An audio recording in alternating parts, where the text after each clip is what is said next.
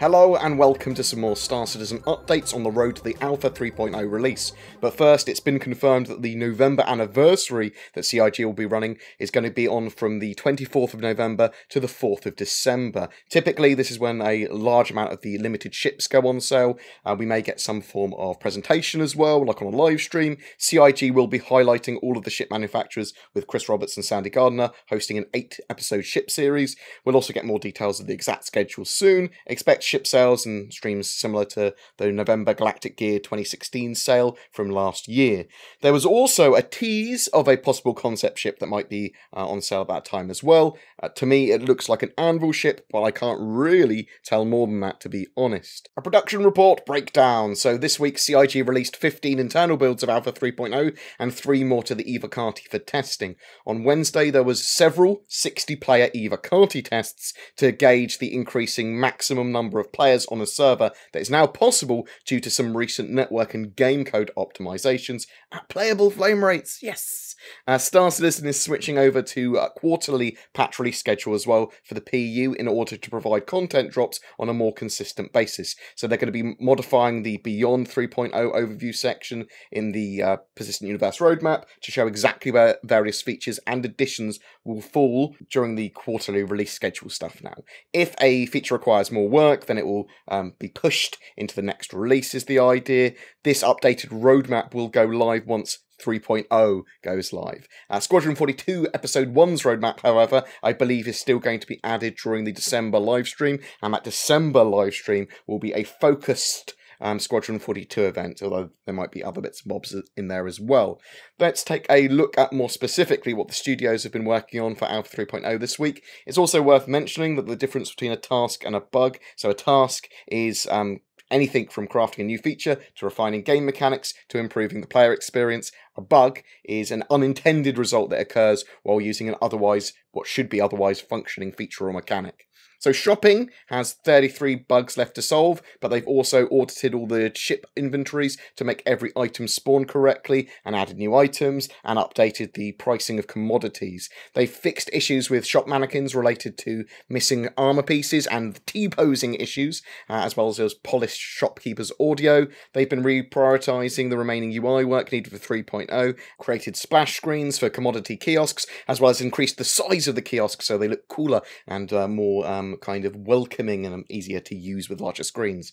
They've also begun finalising the physical cargo implementation, including logic for allocating physical space in a cargo grid during transactions, and making sure that cargo in the cargo space is appropriate. Missions have 20 bugs and 82 tasks left to do. With missions, we will see the first iteration of the reputation system and jobs from mission givers, as well as the job board in 3.0. Work this week for that included addressing feedback and bug reports that come out from QA on already playable missions in order to get them to the Eva Carti. They focused on several code dependencies that prevented final setup for some of the missions, and they've completed the final batch of animations that are required to fully support mission brief dialogue that Miles Eckhart did. Ships and vehicles have 7 bugs and 55 tasks to complete, as well as 1 feature request. This week they've been focusing on solving issues with the 300 series, Mustangs, Nox, Starfarers, the Scythe, and they're moving on to the final light setup for those ships. They've updated animations for the Gladius and getting that ship setup finalised as well. Work has been done on visor support for target-owned ships, as well as MFD work with overheating bars, IR suppression, heat screens, and more. Balance will also begin after the UI integration and ship setup features are completed, so we won't see heavy balance until then. Integration of the radar into Star Map is also progressing. Ship beds and associated animations were also getting finalised too. Traversal and Flight have 2 bugs and 15 tasks currently this week. They've focused on additions and polish to the quantum travel feature, making it look awesome. Second stage Afterburner is currently being rebalanced as well. The remaining UI tasks for that feature, the display Afterburner status on HUD, will be shifted forwards so that they can get it done for 3.0 much quicker.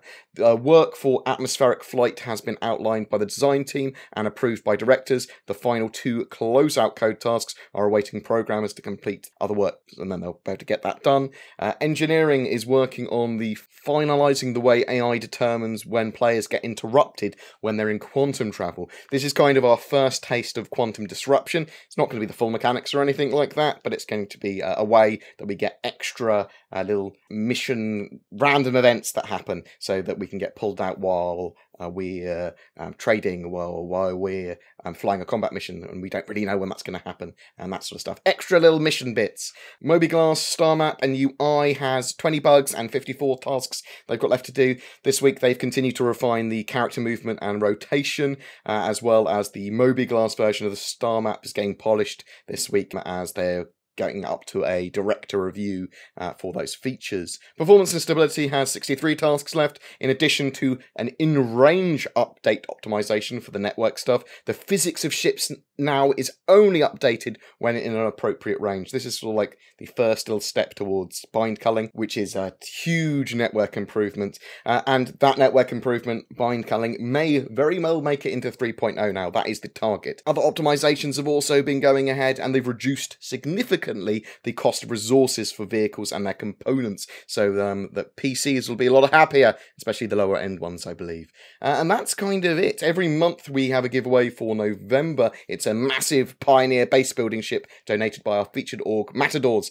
Links below if you're looking to join an outlaw group that's active now and in 3.0. All you need to do is be subscribed to my YouTube channel and comment on any of my Star Citizen videos during that particular month, so November this time, to be in for a chance of winning. Any questions about Alpha 3.0, about the news, about Star Citizen's development in general, chuck them in the comments below. A special thank you to my Patreons who allow me to create the amount of content I do. If you're interested in becoming one of them, you can find the links to Patreon as well as everything else we've talked about below.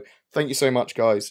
Please don't forget to like and subscribe, as it really does help me. Have a great weekend, and I'll see you in the verse.